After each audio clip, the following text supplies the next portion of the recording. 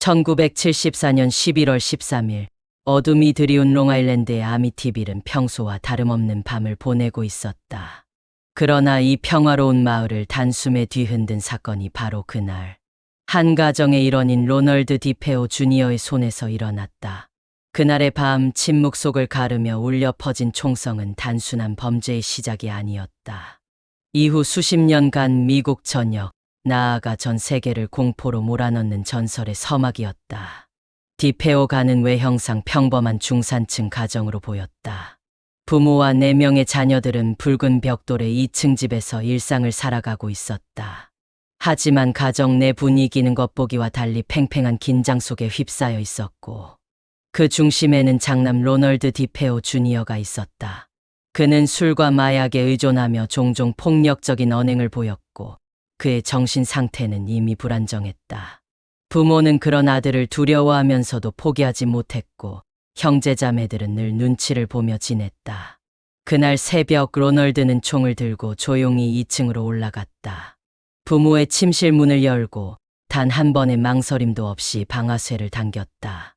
연이어 다른 방으로 이동하며 형제자매들을 같은 방식으로 살해했다. 모두 자신들의 침대에서 얼굴을 아래로 향한 채 반항한 흔적 없이 숨을 거두었다.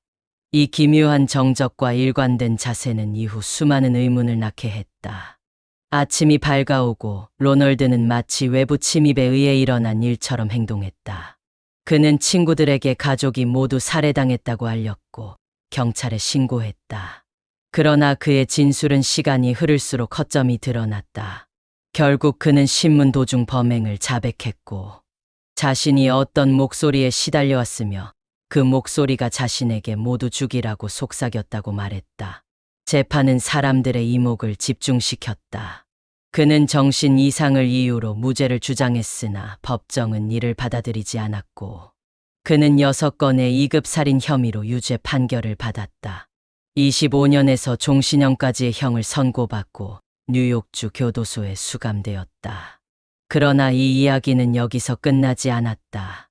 오히려 진짜 괴담은 그 후에 시작되었다. 1975년 12월 조지와 캐시 루츠 부부는 세 자녀와 함께 그 집을 매입했다.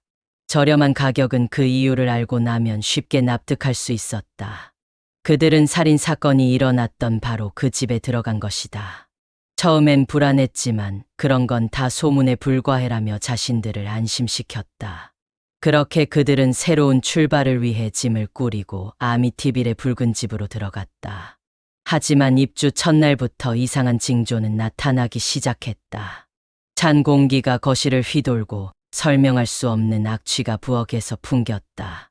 갑자기 문이 스스로 열리거나 닫히는 일이 반복되었고, 어린 딸은 눈이 붉은 돼지 친구를 만났다고 말했다. 캐시는 매일 새벽 3시 15분이면 깨어났고, 그 시간은 로널드 디페오가 범행을 저지른 시각과 정확히 일치했다. 조지는 하루가 다르게 피폐해졌다. 그는 집에서 어떤 존재가 자신을 바라보고 있다고 느꼈고, 자신도 모르게 폭력적인 성향을 띠기 시작했다. 온 가족은 점점 지쳐갔고, 급기야 루츠 부부는 사제를 불러 집을 정화하려 했다. 그러나 사제조차 들어가자마자 무언가에게 밀려 나왔다고 증언했으며, 방 안 어딘가에서 꺼져라는 낮은 목소리를 들었다고 말했다. 결국 루츠 가족은 입주한 지 28일 만에 짐조차 다 싸지 못한 채 한밤중에 도망치듯 집을 떠났다. 그들이 경험한 일들은 이후 책으로 출간되었고, The Amityville Horror라는 제목의 베스트셀러가 되었다.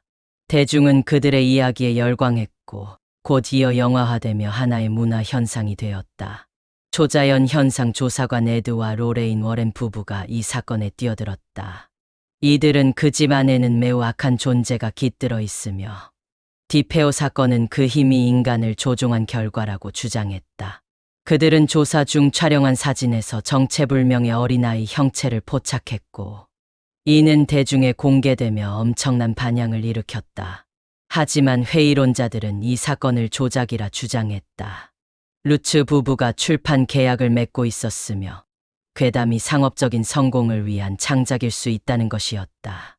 하지만 루츠 가족은 거짓말 탐지기에서 일관된 반응을 보였고, 살아생전까지 단 한 번도 그 일은 허구였다고 말한 적이 없었다.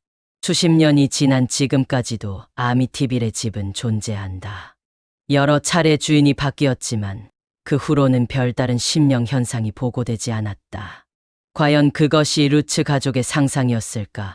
아니면 누군가의 희생을 통해 사라진 어떤 존재였던 것일까? 분명한 것은 이 사건이 단순한 괴담이 아니었다는 점이다. 실제 살인사건, 진술, 증언, 조사 기록이 있고 이후 대중문화와 사회적 심리에 끼친 영향은 엄청났다. 아미티빌 공포 사건은 단지 한 가정의 비극에서 끝나지 않았다. 그것은 인간이 얼마나 쉽게 공포에 사로잡히는 존재인지를, 그리고 그 공포가 때론 현실 이상의 영향을 줄 수 있다는 사실을 보여주는 이야기였다. 이제 사람들은 그 집을 지나치며 속삭인다. 저 집 따라, 거기선 누가 죽었고 또 누가 도망쳤대. 전설은 그렇게 지금도 속삭임 속에서 살아남아 있다. 내용이 유익하셨으면 구독과 좋아요, 알림 설정 부탁드립니다.